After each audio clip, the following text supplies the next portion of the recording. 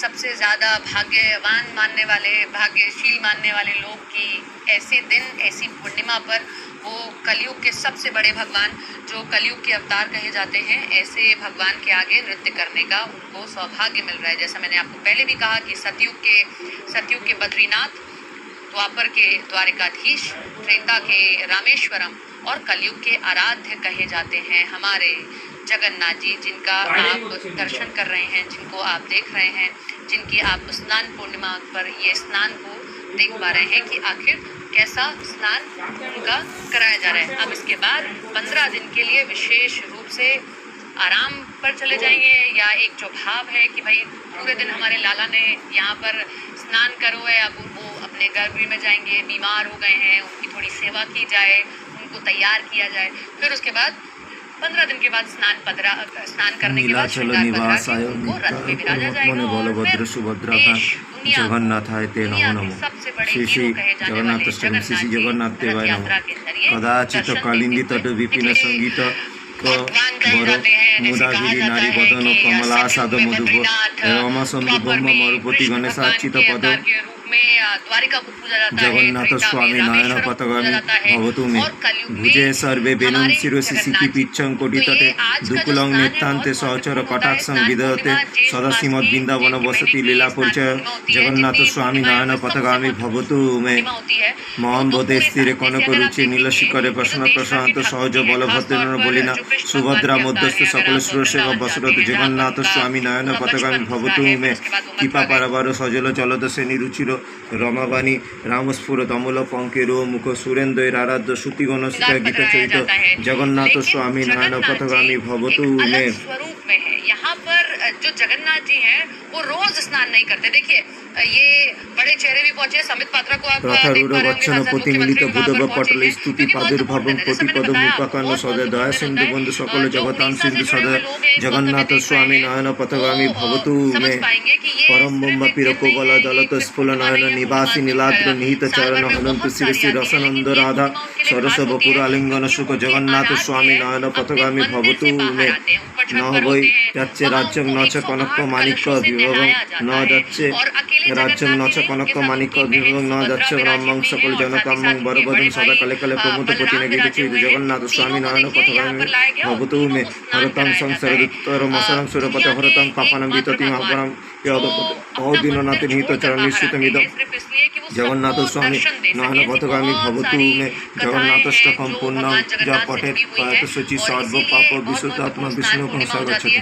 आज के दिन आप लोगों को भी कहा जाता है कि स्नान करिए, स्नान करने के बाद अपने ठाकुर जी को शाम को स्नान जरूर कराइए, फिर उनको अच्छा सा श्रृंगार पधराइए, क्योंकि जेठ का महीना है, माना ये जाता है बहुत गर्मी होती है, तो जो ठाकुर जी होते हैं वो वस्त्र ना पहनकर, अगर आप वृंदावन जाएंगे तो फूल बंगला बनाया जाता है, फिर वहाँ पर किस तरीके से उनको फूलों के वस्त्र पहनाए जाते हैं। तो शाम को आप लोग भी अपने घर पर ऐसा कर सकते हैं, आप भी स्नान पूर्णिमा पे अपने ठाकुर जी को स्नान कराइए अलग अलग जलों से।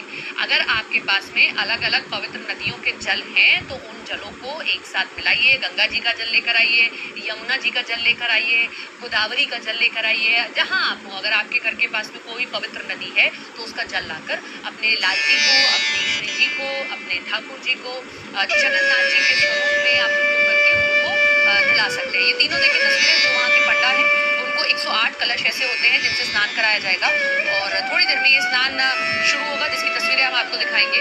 108 कलश होते हैं, अभिषेक होता है, देवताओं को गर्भगृह से बाहर लाया जाता है। जैसे मैंने आपको बताया भी कि आमतौर पर गर्भगृह पे देखेंगे आप, जब जगन्नाथ जी के दर्शन करने जाएंगे पुरी में, तो आप गर्भगृह में देखेंगे तीनों को, लेकिन आज के दिन उन्हें गर्भगृह से बाहर लाया जाता है।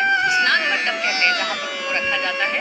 ये तीनों लोग देखिए अभी स्नान मंडप में, पंडा वहाँ पर बैठे हुए हैं, यही पंडा पुजारी अब पूजा करते हैं। बड़ी बात यह है कि आज पूरे दिन नहाएंगे। हमारे जगन्नाथ जी वो भगवान हैं जो आज पूरे दिन स्नान करेंगे, मतलब साल भर वो स्नान नहीं करते, लेकिन आज के दिन वो पूरे दिन स्नान करते हैं। 108 कलश लाए जाते हैं, नहाते हैं, तीनों भाई बहन नहाते हैं।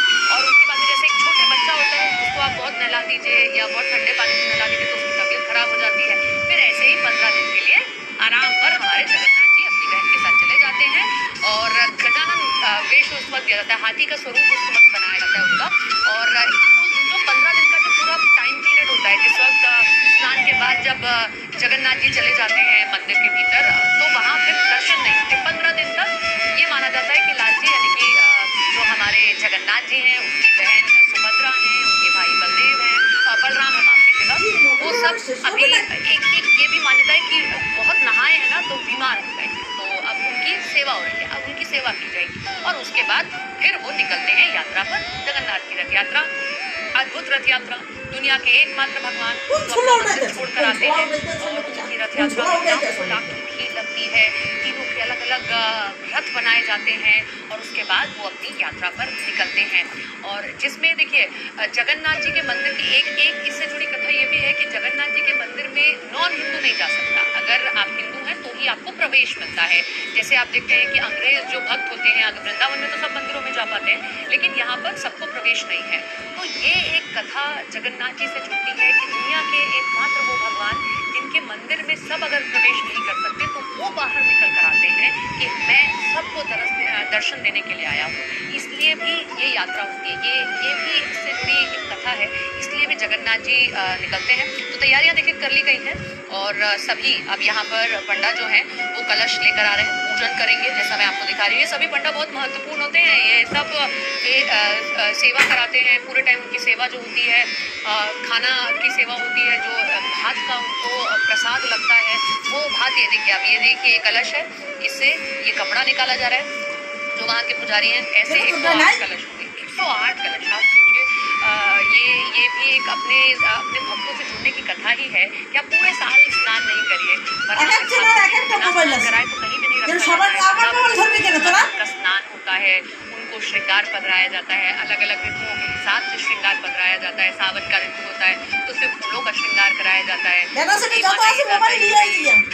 लाल जी को गर्मी लगे तो कपड़ा छुएगा नहीं, ये वृंदावन के भाव है।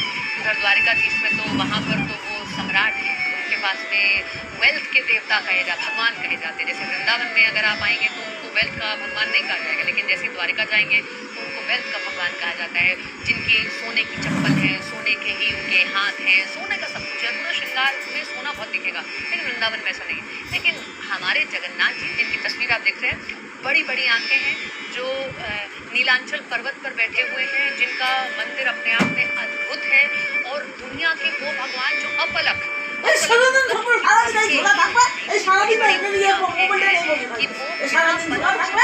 अपने भक्तों को देखते हैं, अपने भक्तों के देखिए, आप बहुत प्यार से, जैसे छोटे छोटे बच्चों को नहलाया जाता है तो उससे पहले जब उन पे पानी डाला जाए तो माएँ जो होती हैं पहले मुंह साफ करती हैं उसको गीले कपड़े से। तो कुछ ऐसे भी हमारे जगन्नाथ जी का, उनकी बहन सुभद्रा का, ये देखिए कपड़ा गीला किया गया है और उनके मुंह को पोंछा जा रहा है। एकदम भाव बिल्कुल छोटे बच्चे वाला ही है कि छोटे बच्चे का जैसे मुंह साफ कर दीजिए आप पहले कपड़े से, ताकि वो रोए ना, वो परेशान ना हो या उसको आंखों में ना लगे।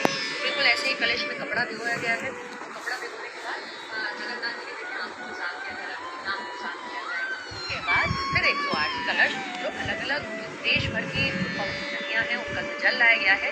वो बहुत सुंदर है, ये बहुत सुंदर स्वरूप जगन्नाथ जी का कहा जाता है। बहुत